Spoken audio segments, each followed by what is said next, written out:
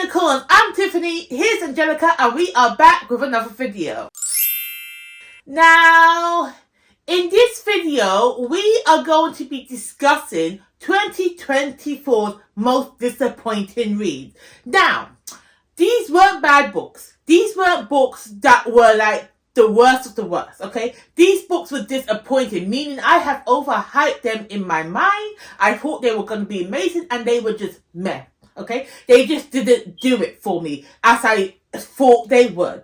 Okay, so with all that disclaimer out the way, let me get into my list. Number one on this list was So Let It Burn.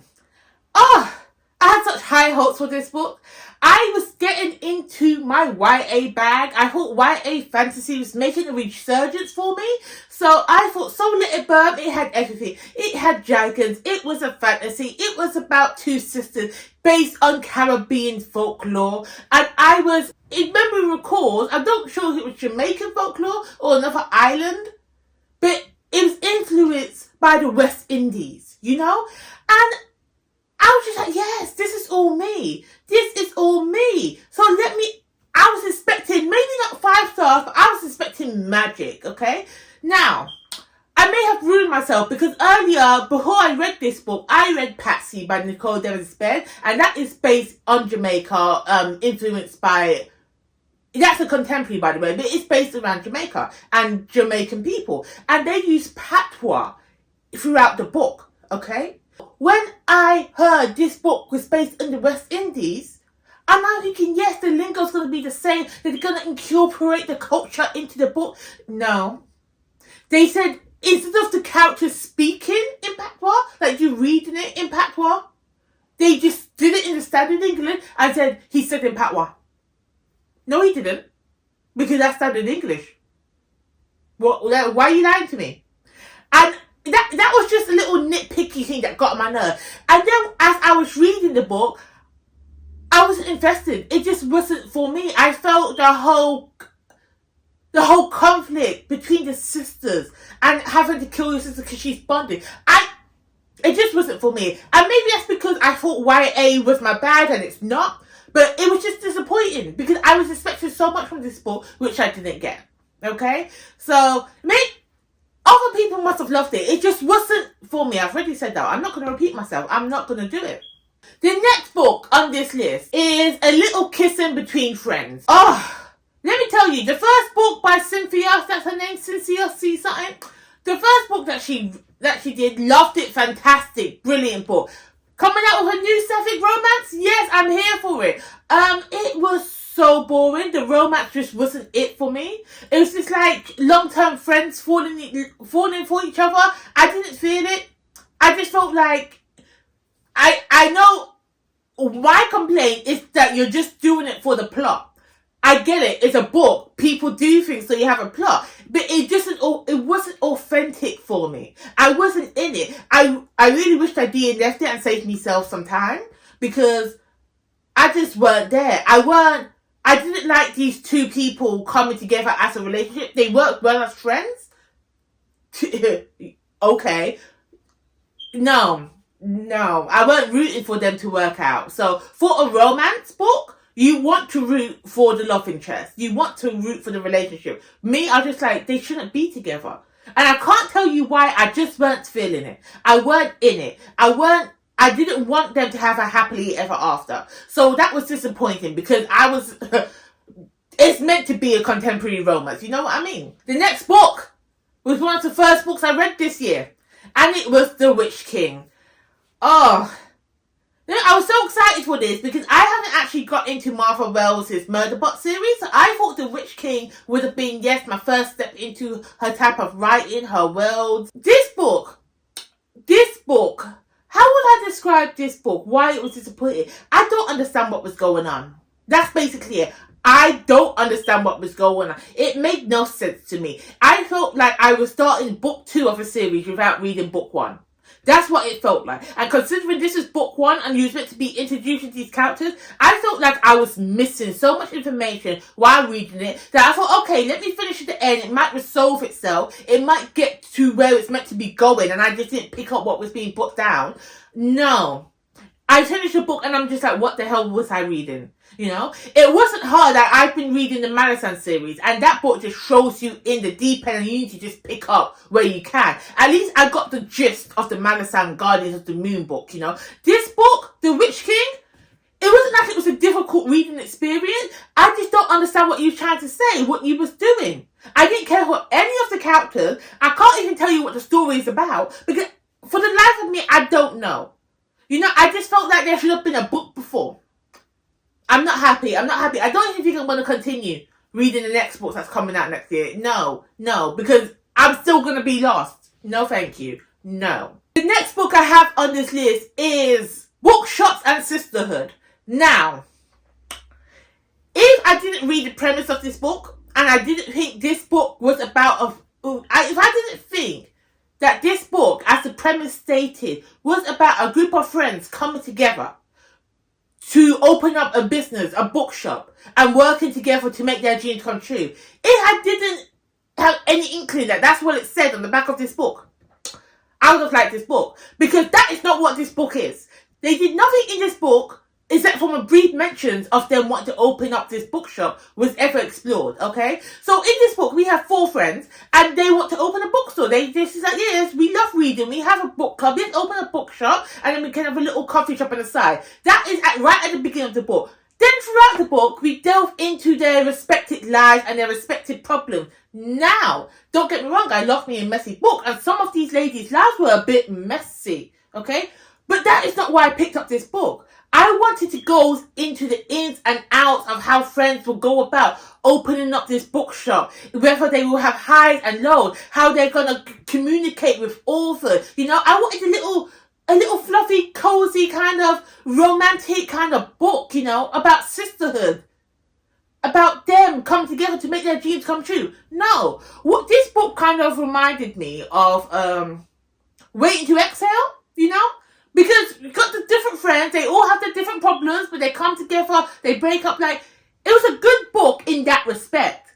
But it had nothing to do with them opening up a bookshop. We saw nothing. It was all in the background. Hell, they're even so irresponsible with their finances, considering one of them works in finance. They don't even know how to handle their money well. I just thought, no, it's a bit stupid, okay? They should have put in a different premise.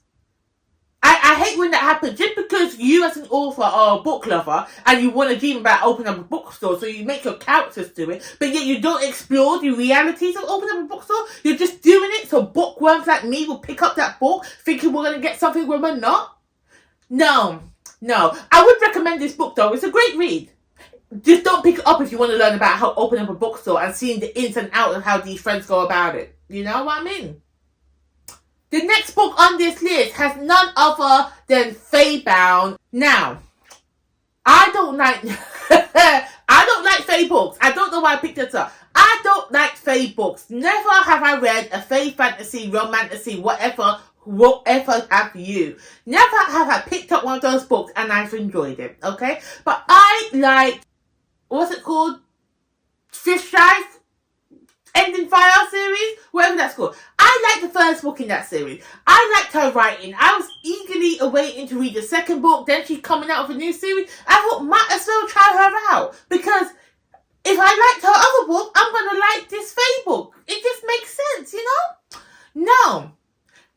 The problem I had with this book was not the Fae. Surprisingly. The problem I had was that the concepts in these books was underdeveloped. Okay?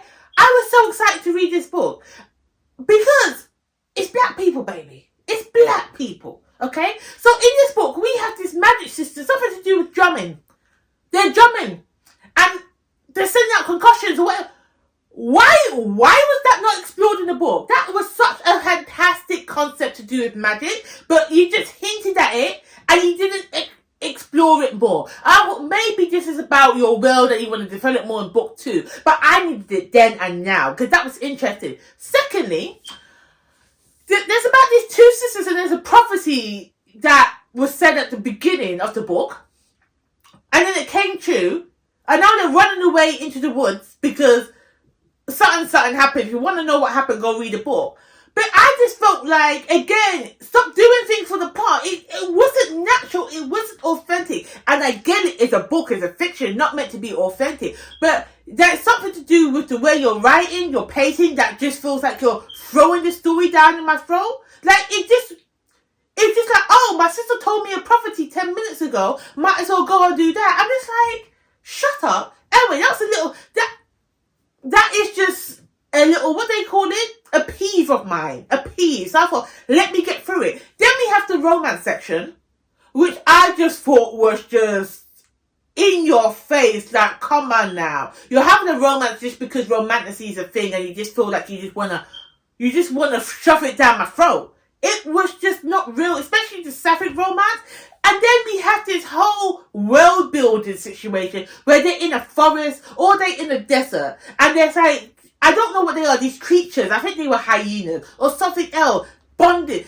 I don't know. I read this when it released, like way back in February, March, whenever. So I'm a little iffy on the details. All I know when reading this, I was not satisfied with the development of the story, with the development of the character. And to be honest, you know what? I'm just going to say this now. I may pick up book 2 to see if these issues that I face in reading this book is resolved. Because if that is the case, it was still a disappointing read, but I understand I had to be patient with it. If it ain't resolved in book 2, this is not a good series. This was not a good book, and I don't know what to say, okay? Playback, it was disappointing for me. It really was. The last book I have to mention is the conclusion to Black Sun. What's the book called? Mirrored Heaven? Right, yeah. So, Mirrored Heaven. Now, I didn't read FIFA Star when it came out because everybody was saying what a bad book 2 was. And I thought to myself, book 2s are normally bad. So let me wait until the third book in this series comes out and let me read them all at once, you know. So FIFA Star, I already knew I weren't going to enjoy. So I ain't going to talk about that because it wasn't disappointing. It was as expected. However, I thought that Rebecca Roanhurst would pull it together.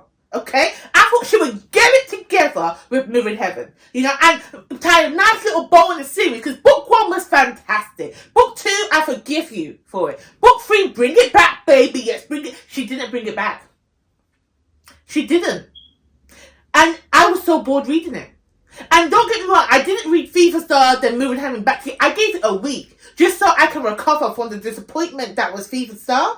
And I read Mirrored Heaven with open eyes and clear hearts. You know what I mean? No. I don't think this series is worth reading. To be honest, I would not recommend this series. I recommend book 1. Black Sun. Everybody should read Black Sun. That prologue alone in Black Sun, worth it. It's worth it, okay? The way he ended, you know what? I'm going to treat this series, Black Sun, as a standalone. And it's one of those books where you gotta just make up how it ends. You gotta make up how the series ends. Because I was sorely disappointed. It just wasn't for me. Now we have come to the end of this disappointed video list. Now let me mark the champion. Let me mark the #1 winner of the most disappointed read that I have read this year. And that would have to go to The Witch King by Martha Wells. Honestly, I have nothing good to say about this book. I would never recommend this book. Every other book on this list, I could recommend to somebody. This book, I'm not even going to speak about it again. What is there I've got nothing more to say on it. I've got nothing more to say on it. It was disappointing. Wish I never read it. Okay. Well, that's it for me today. Thank you guys so much for watching. If you want to look at all the other awards that I've been giving out this year, I will link the playlist below. Please let me know some of your disappointed reads and I'll be back with another video shortly, okay? Bye!